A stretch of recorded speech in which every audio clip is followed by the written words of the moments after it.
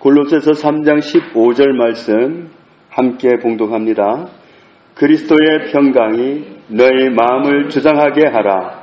너희는 평강을 위하여 한 몸으로 부르심을 받았나니 너희는 또한 감사하는 자가 되라. 아멘. 그리스도의 평강이 너희 마음을 주장하게 하라.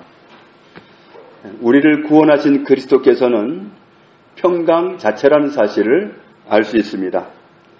그리고 당신만 평강이 아니라 그 평강을 우리에게도 주시는 분이라는 사실을 알 수 있습니다. 그래서 요한복음 14장 27절에도 평안을 너희에게 끼치노니 곧 나의 평안을 너희에게 주노라. 내가 너희에게 주는 것은 세상에 주는 것과 같지 아니하니라. 너희는 마음에 근심하지도 말고 두려워하지도 말라. 주님은 우리에게 평안을 주시는 분이다. 평안을 너희에게 끼치노니 곧 나의 평안을 너희에게 주노라. 평안을 주시는 분이 주님이십니다. 우리에게 주시는 평안, 평강은 나의 평안을 너희에게 주노라 이렇게 말씀하셨으니까 그 평안은 주님의 평안입니다. 주님이 실제로 누리고 있는 바로 그 평안입니다. 주님이 모르는 평안이 아니라 주님이 누리고 계시는 바로 그 평강, 주님이 소유하신 평안, 그 평안을 주기를 원하신다.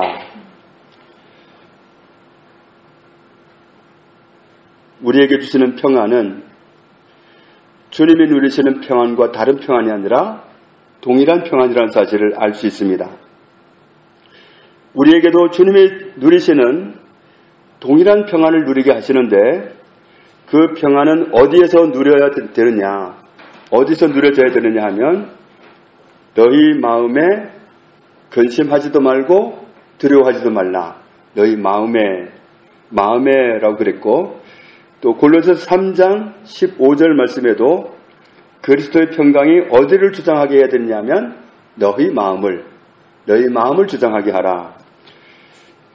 주장한다는 말이 원어로는 다스린다는 말도 있습니다. 그리스도의 평강이 내 마음을 다스리도록 해라.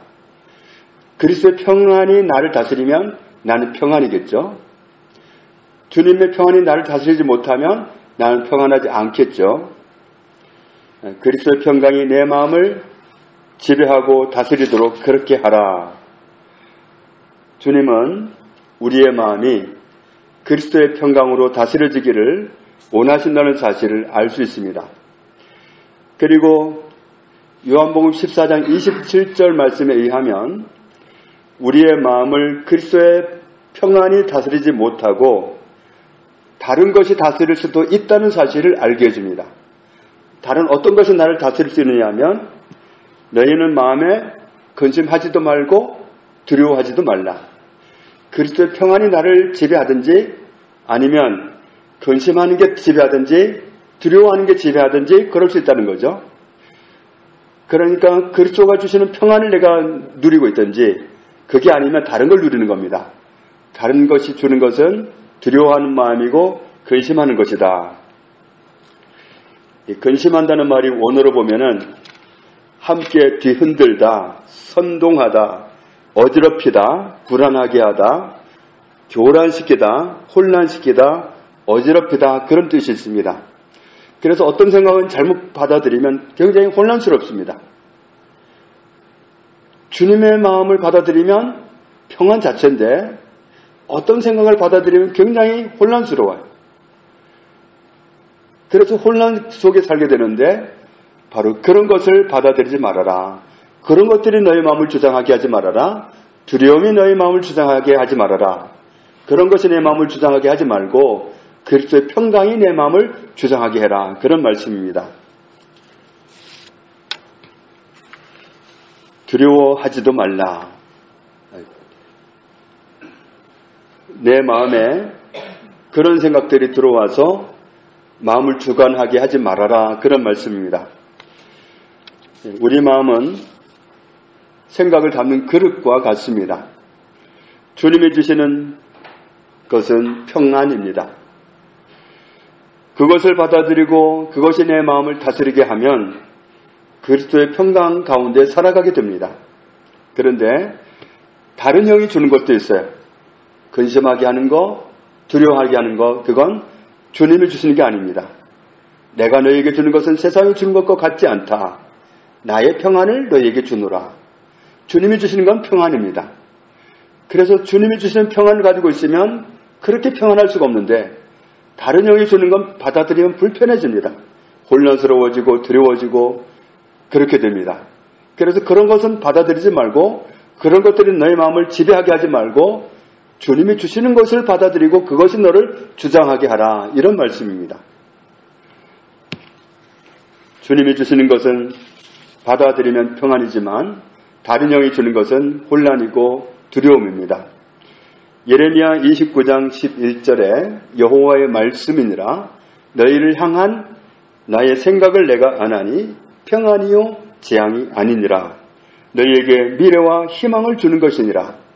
하나님은 우리에게 항상 주고자 하는 것이 평안이다. 미래다. 희망이다. 하나님이 주고자 하는 것은 이런 것들입니다. 무거운 압박 가운데 있게 되면 그런 평안도 없고 미래도 안 보이고 희망도 안 보입니다. 짓누르는 영이 뭘 가져다 주면 거기에 눌려있는 동안은 희망도 없고 미래도 안 보이고 평안도 없습니다. 하나님이 우리에게 주시고자 하는 것은 평안이고 미래이고 희망이다. 그리스도의 평강이 우리에게 주어지고 있기 때문에 그리스도의 평강을 받아들이고 그것이 내 마음을 주장하도록 다스리도록 하라. 이렇게 말씀하고 있는 겁니다. 그리고 골로새서 3장 15절 끝부분에 보면 너희는 또한 감사하는 자가 되라. 우리는 감사하는 자가 되어야 된다. 그러니까 그리스도께서 우리에게 당부하신 것은 우리는 항상 평안한 게 맞습니다. 평안을 잃었다면 뭔가 다른 걸 받아들인 겁니다. 그때는 그 다른 것 받아들인 걸 빨리 버려버리고 다시 그리스도의 평안이 내게 임하도록 그렇게 바꾸어야 되고, 그리고 또 우리는 항상 살아갈 때 어떻게 살아가는 것이 맞냐면 너희는 또한 감사하는 자가 되라.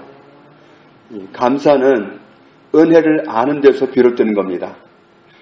받은 은혜가 많다고 생각하는 사람은 감사하게 돼 있고 받은 은혜가 없다고 생각하는 사람은 감사 안 하게 되어 있습니다. 그런데 사실 받은 은혜가 없는 사람은 아무도 없습니다. 그런데 그 은혜를 헤아리지 못하는 거죠. 은혜를 헤아리지 못하면 받은 은혜가 많은데도 불구하고 은혜를 전혀 못 받은 것처럼 감사를 안 합니다. 너희는 또한 감사하는 자가 되라. 마태복음 7장에 구하라 그리하면 너희에게 주실 것이요 찾으라 그리하면 찾아낼 것이요 문을 두드리라 그리하면 너희에게 열릴 것이니 구하는 이마다 받을 것이요 찾는 이는 찾아낼 것이요 두드리는 이에게는 열릴 것이니라. 그러면서 하시는 말씀이 있습니다. 너희 중에 누가 아들이 떡을 달라 하는데 돌을 주며 생선을 달라 하는데 뱀을 줄 사람이 있겠느냐. 너희가 악한 자라도 좋은 것으로 자식에게 줄 알거든. 하물며 하늘에 계신 너희 아버지께서 구하는 자에게 좋은 것으로 주시지 않겠느냐. 하나님은 우리에게 언제나 좋은 것을 줄 준비가 되는 분입니다. 우리가 정말 하나님을 기대하고 하나님에게 정말 초점을 맞추고 살아가면 좋은 것을 주시려고 항상 준비하고 계십니다. 그래서 우리에게 준비하신 것은 정말 우리가 귀로 듣지도 못하고 우리가 생각해보지도 못했던 것, 이런 엄청난 은혜를 우리에게 준비하고 계시다.